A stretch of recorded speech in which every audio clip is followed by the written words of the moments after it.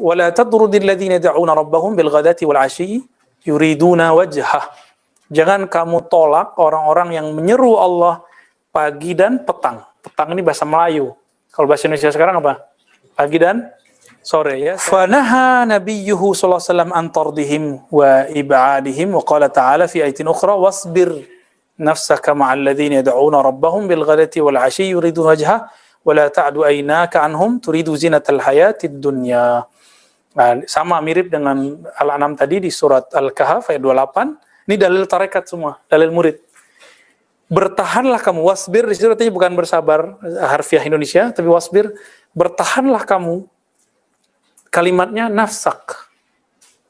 Berarti kita emang bertugas menahan si nafs. Kalau ruh nggak perlu dibilangin, dia udah ngejar deh. Tapi kalau nafs dia perlu ditahan. Tahanlah nafs jiwamu bersama orang-orang yang yad'una rabbahum. Inilah yang kita sebut suluk. Jadi dia gembleng dirinya bersama mereka. Nih antum nih, kalau kita nanti buat misalnya nih, iktikaf 40 hari, pasti ada yang 10 hari kabur. Ada. Dulu di tempat saya ada yang kejadian gitu. Nggak kuat Ustaz, mau pulang baru 3 hari. Ditelepon dulu sama istrinya. Karena waktu itu kita kasih kelonggaran. Boleh buka handphone jam 5. Setiap jam 5, nggak hidup handphonenya, ya dicari yang lain. Tapi kita boleh. Dia mau 3 hari, udah syukur. Ya toh? Alhamdulillah dia mau mencoba 3 hari kan, coba-coba. Ya, lumayan. Antum ketika kita baca rotib, pasti ada perasaan, lah rotib lagi, gitu ya. Lama duduknya, gitu. Ada perasaan gitu nggak? Dulu awal-awal. Sampai sekarang. Ya. Itu yang menggoda siapa? Nafs. Katakan kepadanya, nafs, kamu tenang, kamu bertahan di sini. Ya. Kalau di ujung ayat itu kan wala ta'du aynaka anhum turidu zinatal hayatid dunya, ya, jangan kamu memandang mereka rendah kira-kira begitu karena kamu menginginkan dunia. Taib. Jadi siapa yang disebut murid? Man kanat fihi hadhil jumlah wattasafa bihadhihi sifah. Jadi siapa yang disebut murid? Orang-orang yang mempunyai karakter di ayat ini dan bersifat dengan sifat-sifat yang ada di situ. Ya, sifat sabar tadi ya. Tidak menginginkan dunia dan segala macamnya. Fahuwa abadan muqbilun 'ala Allah Ta'ala wa ta'atih. Dia setiap saat berkiblatnya kepada Allah dan taat. Muwallin an ghairihi, berpaling dari selainnya, yasma' min rabbih azza wa jal faya'mal bima fil kitab was sunnah. Ini kata-kata inti nih. Jadi ciri-ciri salik itu, dia mendengarkan kalam Allah dari Quran, kalam Rasulullah dari sunnah, lalu beramal. Maka kata Imam Junaid, ilmuna muqayyadun bil kitab wa sunnah. Ilmu kita dia erat dengan kitab dan sunnah. Jadi tidak benar sufi itu beramal dengan mimpi, nggak ada. Kita nggak beramal dengan mimpi, kita amalnya pakai Quran dan sunnah. Mimpi, ilham itu cuma penguat Al-Quran dan sunnah. Quran dan sunnah sebenarnya nggak perlu dikuatkan. Penguat Quran dan sunnah yang kita yakini. Berarti latihan-latihan itu kalau antum kemudian dapat mimpi, merasakan pengalaman rohani, itu untuk menguatkan yakin. Liyakuna minal muqinin. Sama seperti Sayyidina Ibrahim. Atau Sayyidina Ibrahim mengatakan liyutma'inna qalbi. Kita kan nggak ada kan yang meragukan Quran. Cuma kalau dibawa ke diri antum mulai ragu. Gitu. Itulah gunanya berthariqah. Wa yasumma amma siwa dzalik, dia berusaha untuk menghindari yang lain. Wa yubsir bi nurillahi azza wa jalla fala yara illa fi'lahu fi. Ya. Orang ini mencoba untuk melihat hanya dengan nur Allah. Wah, berat kan ini? Wah, ini panjang nih ceritanya. Ini yang disebut oleh beliau, pengalaman beliau selama lebih dari 20 tahun. Beriadah. Enggak merhatiin orang, dia cuma merhatiin dirinya. Fa'ahrakta, kita loncat aja. Fa'ahrakta kullama hunalik, kamu bakar secara maknawi selain itu. Itu sebabnya Imam Sya'rani, karena dia bangga dengan karyanya, karena sudah masyhur dengan karya kitab, datang ke Imam Ali Al-Khawas. Udah ratusan gurunya, tapi hanya satu gurunya yang bisa bikin dia futuh. Kebuka hijab dari dirinya. Guru yang lain sungkan sama dia. Kalau guru sungkan sama murid, ya murid merasa dirinya sesuatu. Guru mana nih yang berani ngomong? Al-Imam Ali Al-Khawas. Nggak bisa tulis baca, tapi apa yang dibaca Sya'rani kebaca sama dia. Maka kata Imam Ali Al-Khawas, ahrik jami'a kutubik au tasaddaq 'alal fuqara. Au bi'ha wa tasaddaq 'alal fuqara. Kamu bakar semua buku-bukumu yang kau banggakan itu, atau jual, hasilnya berikan ke fuqara. Ketika dia membakar, sebagian dia jual, di saat itulah dia membakar semua ego, semua sifat buruk dalam dirinya. Jadi kadang-kadang, mohon maaf, orang kalau belum matang nulis buku, apa yang terjadi? Apa yang terjadi? Ya dia ingin cari kekayaan dari buku itu. Ya mohon maaf. Boleh secara fikih. Tapi secara ilmu hakikat ini jadi masalah. Buktinya nanti kalau ada orang yang mencoba, kita nggak menghalalkan orang plagiat ya. Dia cetak sama orang tanpa izin, udah ngamuk-ngamuk, ini tanda udah nggak ikhlas. Emang itu ilmu ente, ya? Imam Bukhari sampai sekarang kitabnya dicetak orang, beliau dapat $1 dolar nggak? Nggak ada. Marah nggak beliau? Nggak ada tuh, orang udah meninggal, malah enak di sono. Seandainya semua orang yang punya buku hari ini tahu, kalau bukunya diplagiat orang, copyrightnya disembarangin orang, dia akan senang dikubur. Pasti dia bilang, semua bukuku aku akan wakafkan. Seandainya mereka tahu. Tapi kan mereka nggak mau tahu. Ya boleh-boleh aja sih, antum mau kaya dengan buku antum boleh. Tapi emang itu punya kita. Emang ilmu yang ada di situ ilmunya kita. Ya, pasti bukan.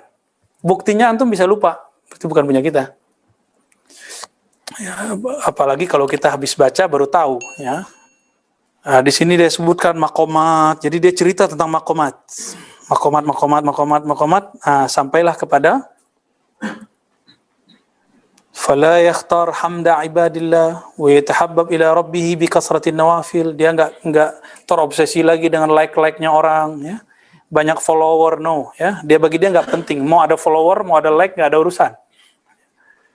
Wa yatahabbab ila rabbi bi kasratin nawafil. Dia mulai banyak latihan salat-salat yang sunnah, zikir-zikir sunnah. Mukhlishan lillahi ta'ala, berusaha ikhlas hatta yasila ila Allah, sampai wusul ke hadirat Allah. Wa yahsul fi zumrati ahbabillahi ta'ala wa muradih. Lalu dia diundang, dimasukkan ke dalam golongan hamba-hamba yang dicintai Allah dan yang diinginkan Allah. Berarti pilihan toh. Berubahlah statusnya dari murid menjadi murad. Fahina idzin yusamma muradan. Maka saat itu dia bernama murad, bukan murid lagi. Kalau murid dia yang mengejar, kalau murad Allah yang langsung kasih. Inilah awal laduni. Laduni yang dicari oleh para mursyid-mursyid thariqat dari dulu, salah satunya adalah nama syafaat dari Rasulullah. Atau nama syafaat dari Khalifatullah. Maka apa kata beliau? Fatahuttu anhu asqala saliki tariqil akhirah. Apa indikatornya? Amal yang tadinya dipandang berat waktu bidayat, awal-awal terasa ringan. Ya. Wa yughsalu bima'i rahmatillah wa ra'fati wa lutfi. Lalu dalam bahasa majazi bagi orang ahli syariat, tapi hakiki bagi ahli hakikat, dia dimandikan dengan air rahmatullah. Air kasih sayang Allah. Berarti dia bergelimang apa? Kasih sayang atau kebencian? Kasih sayang. Wa ra'fatihi wa lutfihi. Fayubna lahu baitun fi jiwarillah. Maka Allah bangunkan baginya manzilah, makom, istana di sisi Allah. Kalau dia naik, dia tinggal naik ke situ. Transit dia di situ. Wa tukhla anhu anwa'ul khila. Lalu dibuanglah darinya, ditanggalkan darinya jubah-jubah yang menghalangi dia dari Allah. Jubah merasa alim, kalau habaib jubah merasa nasabnya nasab Nabi. Kalau doktor merasa doktor, magister, S1, LC, segala macam, merasa itu. Yang paling berat bukan itu, teman-teman. Merasa mursyid. Itu paling berat. Merasa bertorikot, merasa ahli torikot, ini paling susah. Kalau sudah ditanggalkan itu, otomatis dia sampai kepada al-ma'rifatu billah wal unsu bih. Dia akan mengenal Allah lalu bermesraan dengan Allah. Itu uns. Uns ya. Ada sahabat Nabi Abdullah bin Unais ya. Anis, uns artinya kemesraan bersama Allah. Wasukun wattuma'ninah ilaih, ada rasa damai bersama Allah. Ya, lagunya siapa? Lagunya Chrisye ya. Itu saya kalau dengar saya bisa nangis tuh. Kayaknya yang nulis, yang buat syairnya dengan kolbu kayaknya ya. Siapa yang buat ini? Bukan dia. Taufik Ismail ya. Semoga Allah masih hidup. Semoga Allah jaga beliau ya. Itu aset bangsa, kita nggak tahu umur beliau nih. Beliau kebanggaan bapak sastra kita sekarang. Kayaknya kolbunya bening sekali ya. Oh iya, dia kan keturunan ulama juga. Pekalongan tapi orang Sumatera. Ya. Lalu kalau udah begitu baru orang bisa berkalam dengan hikmah. Bihikmatillah wa asrarillah ba'dal idnis sarih. Setelah dapat izin yang nyata bagi ahli hakikat, walaupun majazi bagi orang ahli zahir. Berasa sama dia dapat izin. Itulah makomnya Sayyidina Luqman Al-Hakim, itu nabi tapi bukan rasul. Luqman Al-Hakim, dia diberi hikmah langsung dari Allah. Walaqad ataina Luqman al-hikmah, berarti langsung dari Allah, nabi itu. Karena sebelum zaman Rasulullah semua yang diberi itu nabi. Jadi kalau antum nih wali hari ini misal, amin. Hidup di zaman dulu pasti nabi. Kalau antum waliullah bukan wali setan. Nah, balil khabar minallah, bahkan ada kabar perintah dari Allah. Jadi Imam Nuttaillah itu nggak berani nulis hikam kalau Allah nggak izin. Secara rohani dia dapat ilham ya. Begitu juga kalau mursyid-mursyidnya, wali-wali bener, itu dia nggak mau ngijazahin muridnya kalau nggak izin dari Allah. Nah itulah yang terjadi pada Sahibul Wafa, Tajul Arifin Abah Anom. Ya, beliau barangkali nggak melihat di kalangan muridnya yang menerima tetesan kewalian itu. Barangkali, wallahu alam ya. Bisa jadi ada setelahnya, kita nggak tahu. Wallahu alam, itu urusan orang-orang yang pakar di bidangnya. Nah, karena itu bukan ranah kita, ya kita tidak berkalam banyak. Cuma kalau ada orang nanya, kenapa? Ini dia. Beliau nggak dapat izin. Kalau beliau tetap keluarkan izin, maka beliau melanggar kaidah. Melanggar dharma istilahnya. Nah, itu beliau hindari ya. Wali nggak tuh? Wali yang begitu ya. Baik.